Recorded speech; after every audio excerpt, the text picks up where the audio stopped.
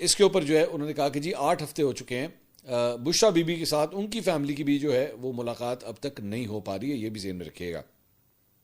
اس کے علاوہ عمران خان صاحب کے بیٹے قاسم اور سلیمان نے جو ہے وہ اسکائی نیوز کے اوپر یلدا حکیم جو ہے ان کو ایک انٹرویو دیا ہے، اور اس میں انہوں نے کہا ہے کہ وہ بہت پریشان ہے کہ وہ شاید اپنے باپ کو کبھی بھی دوبارہ نہیں دیکھ سکیں گے۔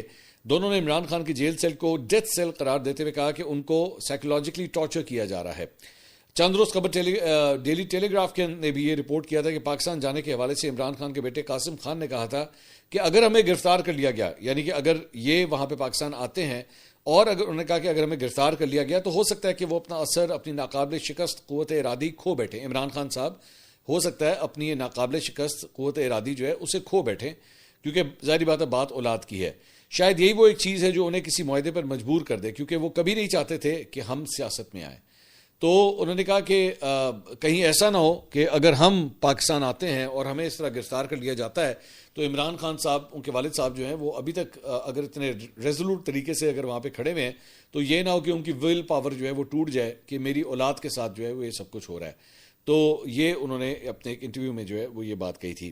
اس کے علاوہ وزیر اعلیٰ خیبر پختونخوا سہیل آفریدی نے جو ہے وہ سینٹرل جیل پشاور کا دورہ کیا، جہاں انہوں نے قیدیوں کی سزا میں 2 ماہ کی خصوصی معافی کا اعلان کیا۔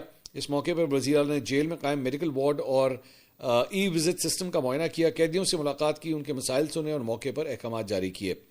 سہیل آفریدی نے سینٹرل جیل پشاور میں جدید سیکیورٹی سسٹم کا افتتاح کیا، منشیات کے عادی قیدیوں کی بحالی کے مرکز اور ماڈل انٹرویو روم کا انہوں نے افتتاح بھی کیا۔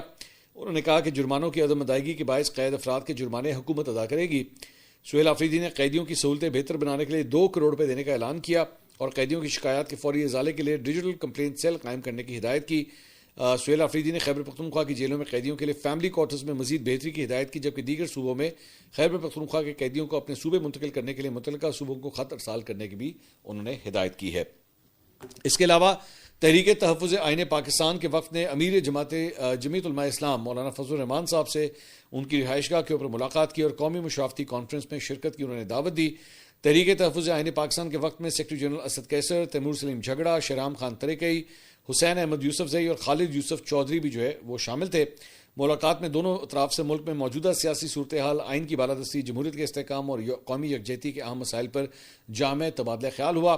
اس موقع پر تحریک کے وفد نے مولانا فضل الرحمان کو 20 اور 21 دسمبر کو منعقد ہونے والی قومی مشاورتی کانفرنس میں شرکت کی دعوت بھی دی۔ اس کے علاوہ رانا ثناء اللہ صاحب جو ہے وہ کل رات کو محمد مالک صاحب کے شو میں آئے ہوئے تھے۔ اس میں انہوں نے کہا جی عمران خان نے ماضی میں بھی مسلح جدوجہد کر کے دیکھ لیا، اب اگر ایک بار پھر ان کی پارٹی ایسا کرے گی تو قانون کے مطابق نپٹا جائے گا۔ عمران خان کی پارٹی میں بہت سے لوگ ایسے ہیں جو سمجھتے ہیں کہ مسلح جدوجہد مسئلے کا حل نہیں، لیکن عمران خان پر فیصلہ خود کرتے ہیں۔ ایک سوال کے جواب میں انہوں نے کہا کہ محمود اچکزئی اور علامہ راجہ ناصر عباس کے ہاتھ میں کچھ نہیں، اگر فیصلے انہوں نے ہی کرنے تھے تو عظما خان کے ذریعے جیل سے پیغام کیوں بھیجا۔ ایک اور سوال کے جواب میں انہوں نے کہا کہ ملک میں کوئی سیاسی الائنس نہیں بن سکتا کیونکہ کوئی سیاسی جماعت عمران خان کی مسلح جدوجہد کی حمایت نہیں کرے گی۔ محمد مالک صاحب نے ایک بڑی انٹرسٹنگ خبر جو ہے وہ اپنے پروگرام کے اندر دی ہے۔ انہوں نے کہا کہ ایک بہت ہی اہم میٹنگ ہوئی ہے جس میں 2-3 بڑے فیصلے ہوئے ہیں۔ ایک فیصلہ یہ ہے کہ ہم پاکستان فرسٹ کا سنتے تھے، اب سیکیورٹی فرسٹ۔ یہ بھی فیصلہ ہوا ہے کہ حکومت سے خرچ کم کرنے کا کہا جائے گا، کیونکہ جس دشمن سے ہمارا مقابلہ ہے وہ ملٹری وائز ہم سے 10 گنا بڑا ہے، جبکہ اکانومی وائز ہم سے 5 گنا بڑا ہے۔ کچھ چیزوں کو کافی سختی سے دیکھا جا رہا ہے، جیسا کہ حکومت کی شاخ خرچیاں۔ ایک صوبے کی چیف منسٹر پر بات ہوئی کہ ان کا ہر ایونٹ کروڑوں روپے کا ہوتا ہے۔ ایک صوبے کی چیف منسٹر کی چیف منسٹر، obviously پھر آپ خود ہی ریکارڈ کر لیجئے کس کی بات ہو رہی ہے۔ تو انہوں نے کہا کہ جی یہ شاخ خرچیاں جو ہیں یہ رکنی چاہیے، اور یہ بھی بات ہوئی کہ اب NFC میں ہر قیمت پر ایڈجسٹمنٹس ہوں گی اور اس کا جو فارمولا ہے وہ دائیں بائیں سے مروڑا جائے گا۔ ایک جملہ اس میٹنگ میں یہ ادا ہوا کہ فوج نے ڈیلیور کر دیا ہے، اب سیاستدانوں کے ڈیلیور کرنے کا وقت ہے۔ یہ بھی بات ہوئی کہ اگر پاکستان نے ہارٹ سٹیٹ بننا ہے تو اس کو ہر معنی میں ہارٹ سٹیٹ بنایا جائے گا۔ تو پاکستان کو جناب اب ہارٹ سٹیٹ بنانے کی جو ہے وہ پوری طرح اس وقت تیاری ہو رہی ہے۔ اس کے علاوہ جناب پاکستان رینجرز سندھ اور پولیس نے ضلع گھوٹکی کے اندر جو ہے وہ مشترکہ کارروائی کرتے ہوئے گزشتہ شب اغوا کیے گئے 14 مغیوں کو بازیاب کروا لیا ہے۔ گھوٹکی کے علاقے اباڑوں کے قریب مسافر بس پر حملہ کر کے 18 مسافروں کو بسوں سے اتار کر اغوا کیا گیا اور انہیں جو ہے وہاں پہ جو حملہ آور تھے وہ انہیں ساتھ لے گئے۔ اس اطلاع ملتے ہی پاکستان رینجرز نے جو ہے وہ پولیس کے ساتھ مل کر بروقت کارروائی کرتے ہوئے کچے کی طرف جانے والے تمام راستوں کی مکمل ناکہ بندی کر کے سرچ آپریشن شروع کیا. اس دوران 14 مغویوں کو بازیاب کرا لیا گیا, جبکہ ایک مغوی کی لاش وقوع سے کچھ فاصلے کے اوپر ملی. بتایا گیا ہے کہ ایک مسافر کی لاش پر بظاہر تشدد کے نشانات موجود نہیں تھے. اندیشہ ہے کہ انتقال جو ہے ان کا ہارٹ اٹیک کے باعث ہوا. اس کے علاوہ 3 افراد اپنی مدد آپ کے تحت اغوا کاروں سے فرار ہو کر اپنے گھر پہنچے. مشترکہ اعلامیہ کے مطابق گھوٹکی میں اندھار اور لاٹھانی باکھرانی گینگ کے ڈاکوؤں کے خلاف ہونے والا آپریشن جو ہے وہ اب مکمل کیا جا چکا ہے. اس کے علاوہ محکمہ انسداد دہشت گردی CTD خیبر پختونخوا نے پشاور میں کامیاب کارروائی کرتے ہوئے 3 دہشت گردوں کو ہلاک کر دیا, جبکہ ان کے 2 ساتھی جو ہے وہ فرار ہو گئے. CTD کو مصدقہ اطلاع ملی تھی کہ تھانہ متنی کی حدود میں ازا خیل روڈ خون بابا قبرستان کے قریب چند شرپسند عناصر کسی بڑی تخریب کاری کارروائی کی منصوبہ بندی کے لیے موجود ہیں, جس پہ CTD special weapons and tactics team نے جو ہے وہ یہ کارروائی کی ہے. اس کے علاوہ ہم نے کل کے اپنے ویلاگ کے اندر جو ہے وہ ذکر کیا تھا وہاں پہ بھارت کی جو اسٹیٹ ہے بہار, اس کے وزیر اعلیٰ نتیش کمار نے وہ جو ایک گھٹیا حرکت کی تھی کہ ایک مسلمان خاتون کا جو ہے وہ نقاب جو ہے وہ نیچے کیا تھا, جھٹکا تھا اسے. تو اس کے اوپر ایمنسٹی انٹرنیشنل نے بھی جو ہے وہ اس عمل کو عورت کی عزت اور شناخت پر حملہ قرار دیا ہے. انسانی حقوق کی عالمی تنظیم ایمنسٹی انٹرنیشنل نے بھارتی ریاست بہار کے وزیر اعلیٰ کے خاتون کا حجاب کھینچنے کے واقعے کے اوپر جو ہے وہ شدید مذمت کی ہے, اور ایمنسٹی کے بیان میں کہا گیا ہے کہ کسی کو بھی حق حاصل نہیں کہ وہ کسی خاتون کے لباس یا مذہبی علامت پر قابو پانے کی کوشش کرے.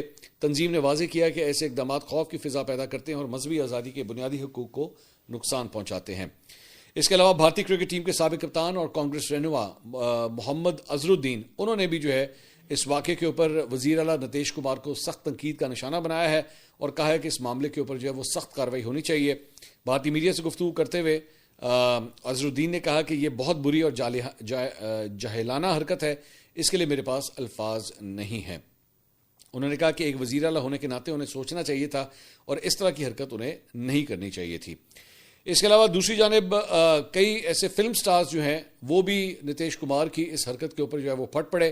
بالی ووڈ کی سپر ہٹ فلم دنگل, اس کی اداکارہ زائرہ وسیم, انہوں نے سوشل میڈیا کے اوپر جو ہے اس واقعے کے اوپر شدید رد عمل کا اظہار کیا. انہوں نے کہا ایک عورت کی عزت کوئی کھلونا نہیں کہ اس کے ساتھ عوامی مقام کے اوپر کھیلا جائے. انہوں نے کہا کہ طاقت کسی کو حدود کی خلاف ورزی کرنے کی اجازت نہیں دیتی. نتیش کمار اس خاتون سے معافی مانگے. اس کے علاوہ جناب بالی ووڈ اداکارہ سوناکشی سنہا, انہوں نے ایئر انڈیا کو جناب کافی حد تک برا, ان کی جو قومی ایئر لائن, اب تو قومی ایئر لائن نہیں ہے ایئر انڈیا, اس کو کافی حد تک انہوں نے برا بھلا کہا ہے, اور 6 گھنٹے تک فلائٹ لیٹ ہونے کے اوپر جو ہے وہ قومی ایئر لائن کے اوپر انہوں نے تنقید کی, تاہم بعد میں انہوں نے اسے ڈیلیٹ کر دیا. پہلے انہوں نے پوسٹ کی لیکن پھر اس کے بعد انہوں نے ڈیلیٹ کر دیا. ان کے جہاز جو ہے نا وہ ان کے لیے سب سے بڑی شرمندگی ہے. ویسے سوناکشی سنہا نے انسٹاگرام سٹوریز کے اوپر جو ہے وہ اپنے اظہار کا, یہ خیالات کا اظہار کیا. انہوں نے کہا کہ میں صبح 4 بجے سے ایئرپورٹ کے اوپر موجود تھی, میری پرواز صبح 5 بجے کی تھی.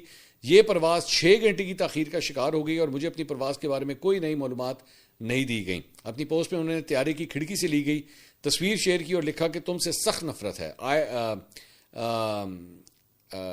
ایئر انڈیا کے حوالے سے انہوں نے کہا میں صبح 4 بجے سے ایئرپورٹ پر موجود ہوں تاکہ 5 بجے کی فلائٹ پکڑ سکوں, لیکن اسے بغیر کسی وجہ کے ہر گھنٹے بڑھا کر 11 بجے تک کر دیا گیا ہے.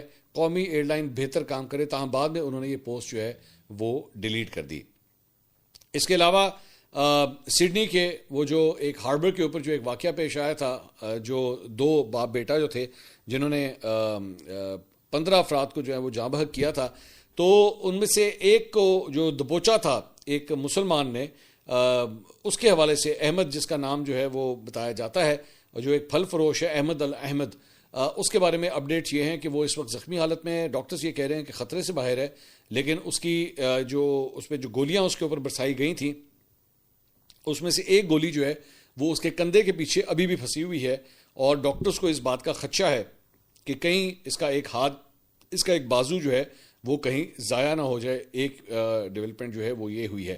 ایک یہ فوٹیج آپ کو دکھانا چاہیں گے. یہ جنوبی برازیل میں آنے والی تیز اور شدید آندھی کے باعث اسٹیچو آف لبرٹی کی جو ایک کاپی تھی جو برازیل کے اندر بیسیکلی لگائی گئی تھی, اس کی نقل پر مبنی ایک بڑا مجسمہ جو ہے وہ گر کر تباہ ہو گیا. بڑا خوفناک قسم کا یہ منظر تھا کہ پورا اسٹیچو جو ہے وہ یوں کر کے آ کے گرا ہے, اور اس کی ویڈیو جو ہے وہ سوشل میڈیا کے اوپر کافی وائرل ہو رہی ہے. واقعہ برازیل کے شہر گوئبا میں پیش آیا ہے، جہاں ایک فاسٹ فوڈ آؤٹ لیٹ کے قریب نصب 24 میٹر بلند اسٹیچو آف لبرٹی کا مجسمہ تیز ہواؤں کا مقابلہ جو ہے وہ نہیں کر سکا اور زمین پر آ گرا. خوش قسمتی سے حادثے میں کوئی جانی نقصان نہیں ہوا. اگلی ویڈیو میں آپ سے دوبارہ ملاقات ہوگی.